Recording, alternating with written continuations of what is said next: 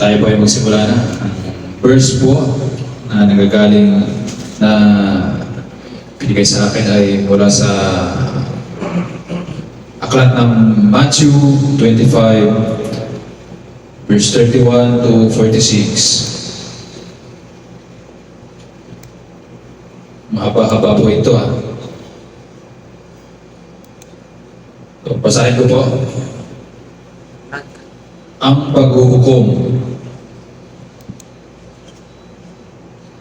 Sabi dito, paluwalhating pagdating ng anak ng tao, kasama ang lahat ng anghel. Upo siya sa kanyang trono ng kaluwalhatian. Titipunin sa harapan niya ang lahat ng mga bansa at sila ay kanyang pagbukurin tulad ng ginawa ng pastol sa mga tupa at mga kambing.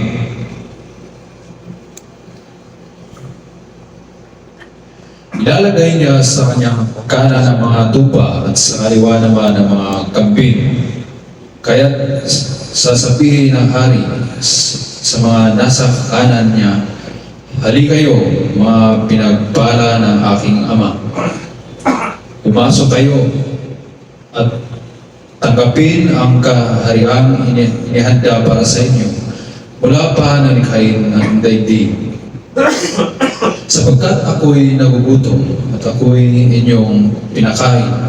Ako'y nauuhaw at ako'y inyong pinainom. Ako'y isang dayuhan at inyong pinatuloy. Ako'y hubad at ako'y inyong dinamitan. Nagkasakit at inyong dinalaw. Nabilanggo at inyong pinuntahan." Sasagot ang mga matuwid, "Panginoon, kailan po namin kayo nakitang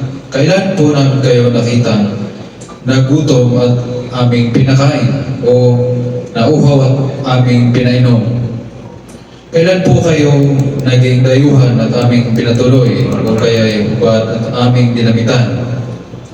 At kailan po namin kayo nakitang nagkasakit o nabilanggo at kayo ay aming dinalaw?"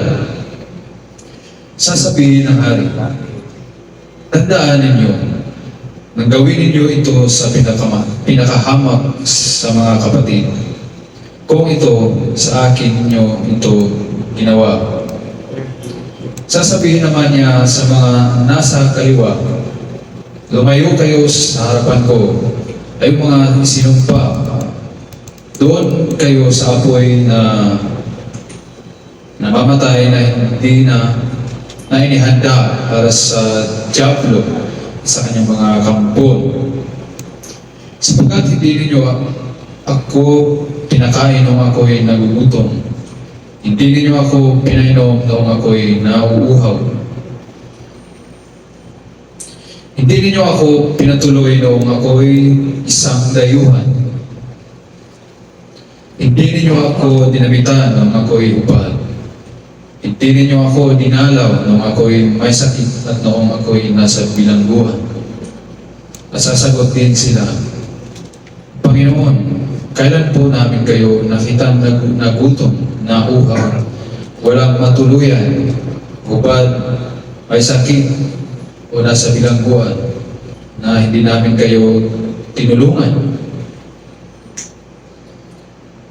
At sasabihin sa kanila ng hari, "Tandaan ninyo na ang pagkaitan ninyo ng tulong ang isa sa pinakahamak sa mga ito, kung ang inyong pinagkaitan. Tataboy ang mga ito sa parusahang walang hanggan. Ngunit ang mga matuwid ay pupunta sa buhay na walang hanggan." Amen. Mahaba pang istorya. So, ang pinahayag po ng Panginoon dito ay yung kanyang paghuhukom na darating. Hindi po natin alam kung kailan yun mangyayari. Ngunit ang totoo po ay talagang mangyayari yung pagdating ng takdang panahon na siya ay bababa na mula sa langit.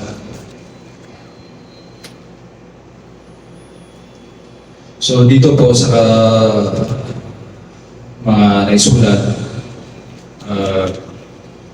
meron po dalawang klase ng simbolismo, ang camping at ang tuba. So alam naman po natin na ang simbolismo ng tuba, ito po ay yung tunay na anak ng Diyos, sumusunod sa kalooban.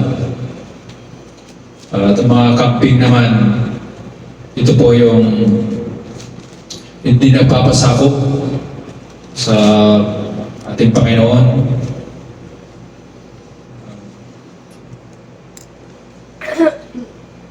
Simula pa po noong una, sa panahon ni Kristo, ay marami na po ang mga taong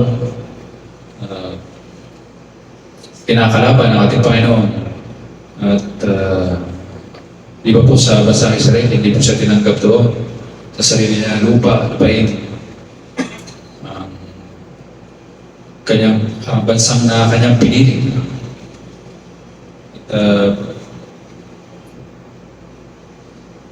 Sa panahon po natin ngayon,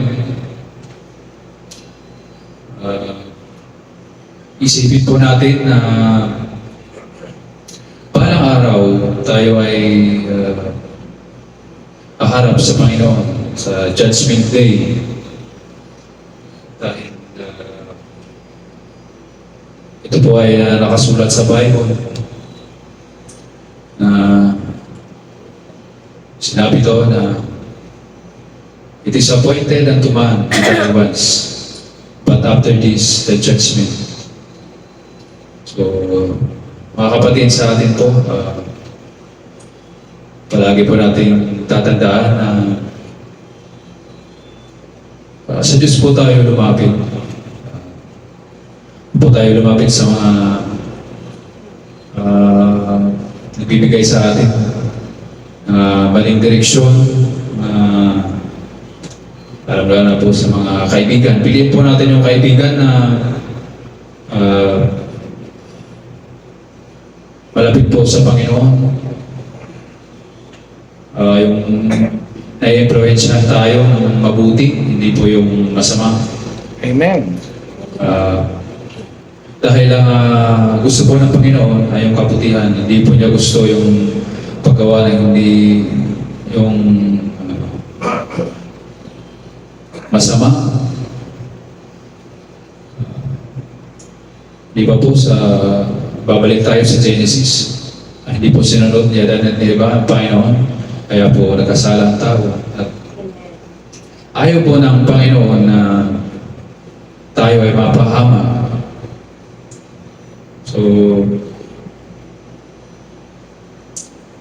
sino po ba dito ang gustong makasama sa mga grupo ng camping? Di ba wala po? Yeah. Kasi yung mga camping, matitigas ang ulo. Di nagpapasako. Kagaya lang, pareho lang po yan. Ating nanay at tatay, kung hindi po tayo nagpapasako sa kanila, sa mga binibigay nila ng mga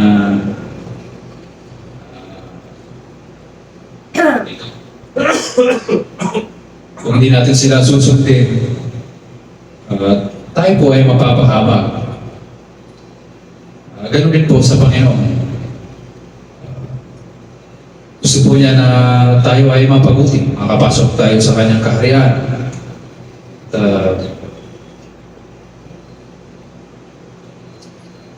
Tayo po ay magpatuloy kahit pa man mahirap yung kalagayan na yun, na hindi mo na gagawa yung kagustuhan ng iyong mga laman na napapasaya sa buhay natin sa labas. Pagtiisan po natin na dito tayo sa kanan, ilalagay ng Panginoon sa grupo ng mga tuba. Dahil hindi po natin alam na babalik na po ang Panginoon at hindi po tayo handa ano po ang maiharap natin sa Kanya. Yun naman po. Praise the Lord.